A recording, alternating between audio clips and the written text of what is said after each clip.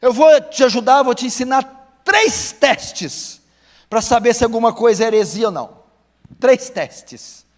Porque ele está mandando testar. Como eu testo esse pregador da TV? Como eu testo aquela unção, aquele mover que está saindo paralítico andando?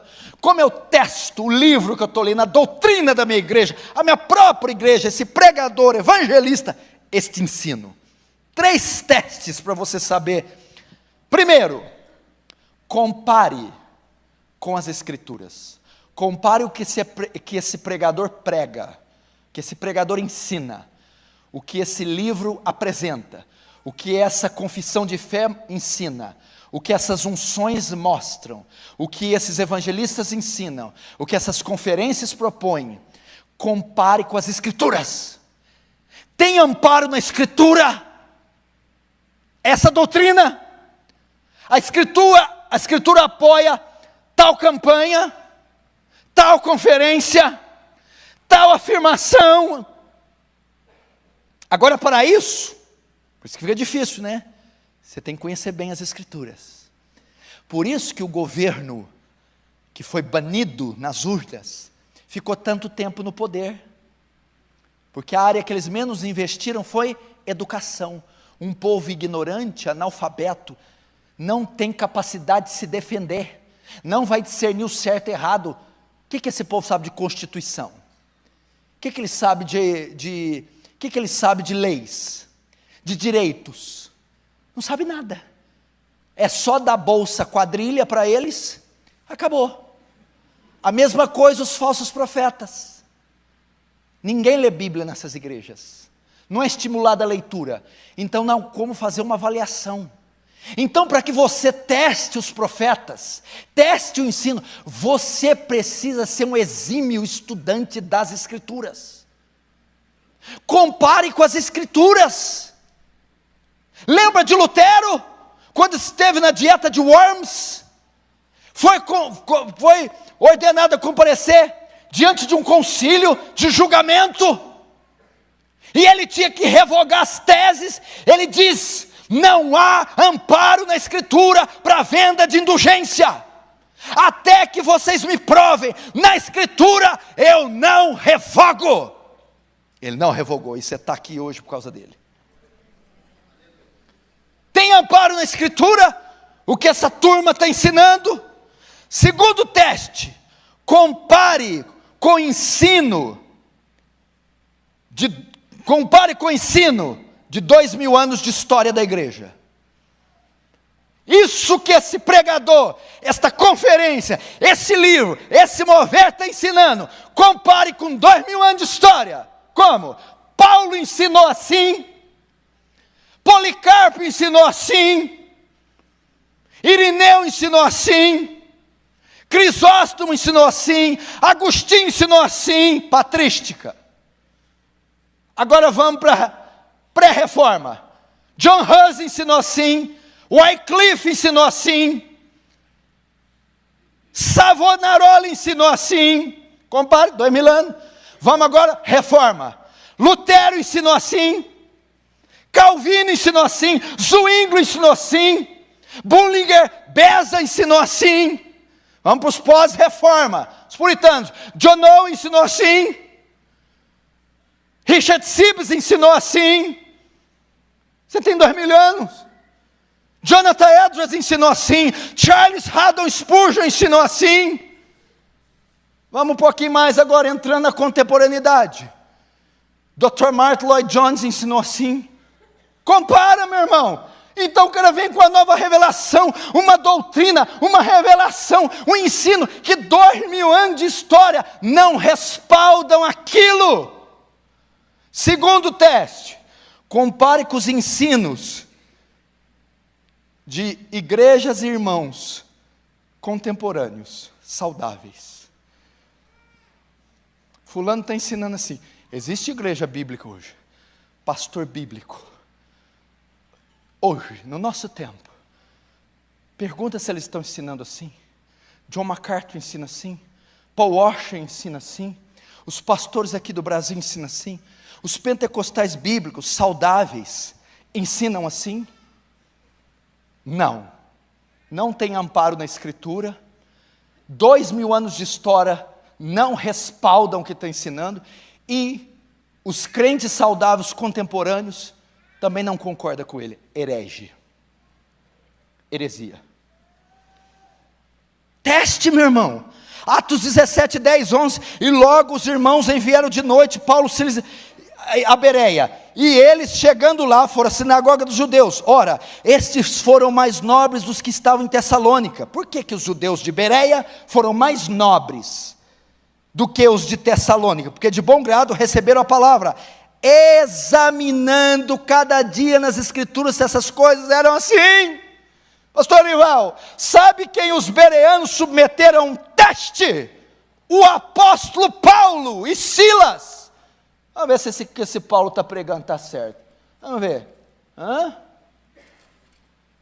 E vocês não vão submeter a turma que está aí hoje? Teste, meu irmão. Agora, por que João usa o termo espírito? Filhinhos, amados, não dê crédito em todo espírito. Presta atenção, porque atrás de toda heresia está a mente do diabo.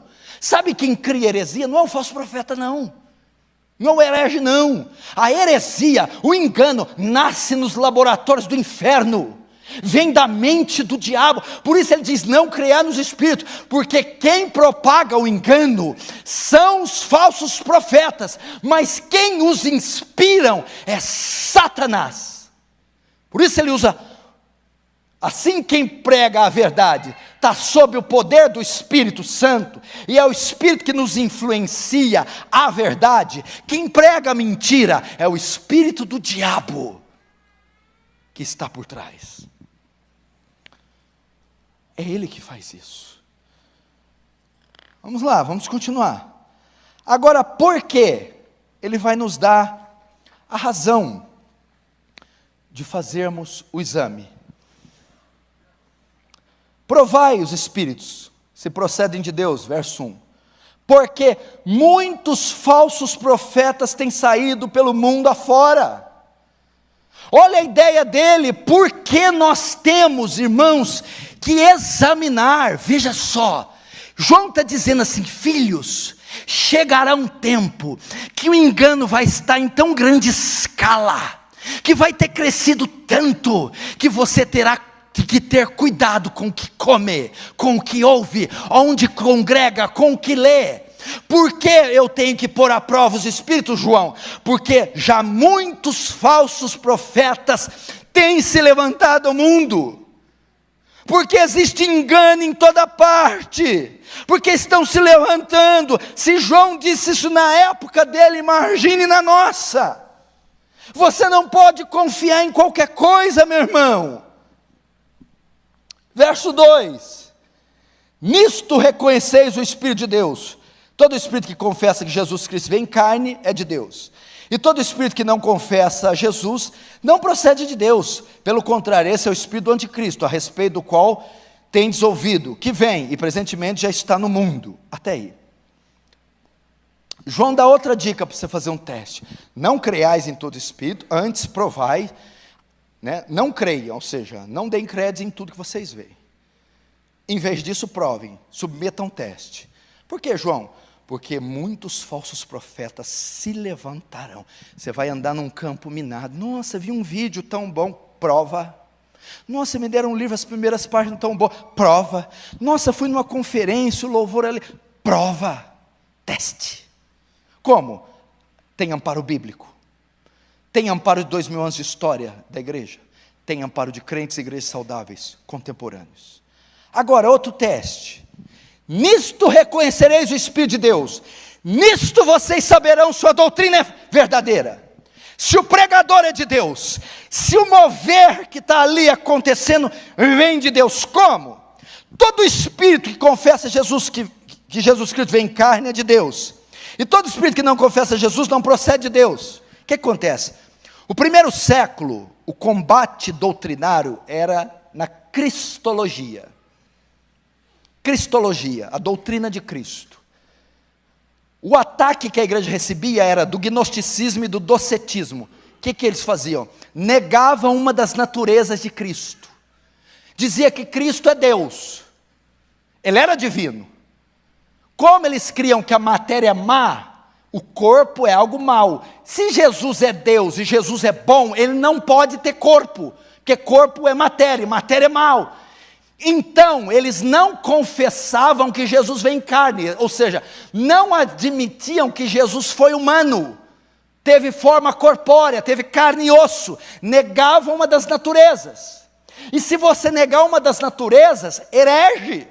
Porque se Jesus não viesse em carne, ele não podia ser um sacrifício substitutivo, à nossa semelhança. Então, não podia fazer expiação para os nossos pecados, aplacar a ira divina, satisfazer a justiça divina, e então aplicar em nós a justiça dele, recebida pela obediência. Então, ele tinha que ser plenamente humano. Negou uma das divindades, numa das naturezas, herege. E o gnosticismo dizia, ele é humano. Todo espírito, então ele dizia, todo espírito, toda seita, todo pregador, que diz que Jesus foi humano, é de Deus. Ok? Se ele é de Deus, e se ele tem a natureza divina e natureza humana.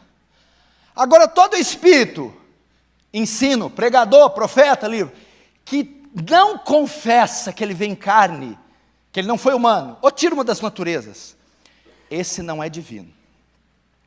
Só para você aprender o que é isso. Essa briga durou quase 4 séculos, sobre as naturezas de Cristo. Alguns diziam, ele é só humano, e não é divino, herege. Ele é só divino, e não é humano, herege. Ele é 2 em 1, um divino e um humano, dentro dele, heresia. Ele nem humano nem divino, é a mistura do humano e o divino, sai uma terceira coisa, não é. Isso foi resolvido no concílio de Calcedônia, no século V, no ano 421 depois de Cristo, no que chamamos união hipostática, do grego hipotástase, significa da mesma natureza. Da mesma natureza. O que é isso? A união hipostática. Cristo, 100% homem e 100% Deus, coexistem juntos, na mesma pessoa, sem se misturar. União hipostática, ok? Cristo é plenamente homem, natureza humana, 100% homem, 100% divino, Deus, coexistem juntas, na mesma pessoa, sem se misturar. União hipostática. Então, se você falar que Jesus é 100% homem, está certo.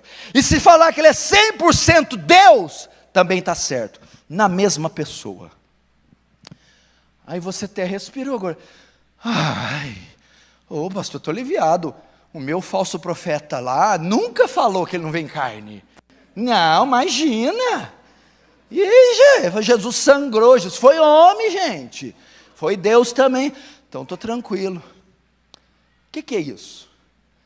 João está dizendo assim, todo pastor, pregador, ensino, doutrina, que negar uma verdade explicitamente exposta na Escritura, é falso.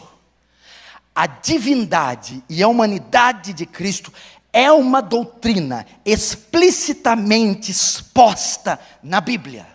E todo pregador, conferência, pastor, profeta, mover, que nega uma verdade clara das Escrituras, um ponto central da nossa fé, é falso, não vem de Deus. É isso que ele está dizendo.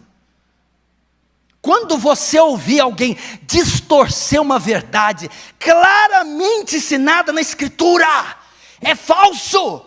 Quando você ouvir que o dízimo faz expiação pelo pecado, falso. Quando você ouvir que tem que dar o trízimo, falso. Quando você ouvir que Cristo foi uma criatura e que Ele não é Deus, falso.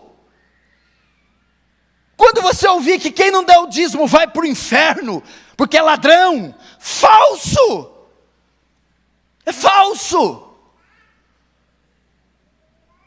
Quando quando distorcerem claramente o texto falso, e quando eles declararem, pregarem, ensinarem, apoiarem uma doutrina claramente ensinada pela Bíblia, um ponto central da fé, como justificação pela fé, sem obras, salvação pela graça, a mediação única de Jesus, quando o sacrifício substitutivo na cruz, esse é de Deus. Quantos estão entendendo? Diz amém. Então por que você está lá ainda?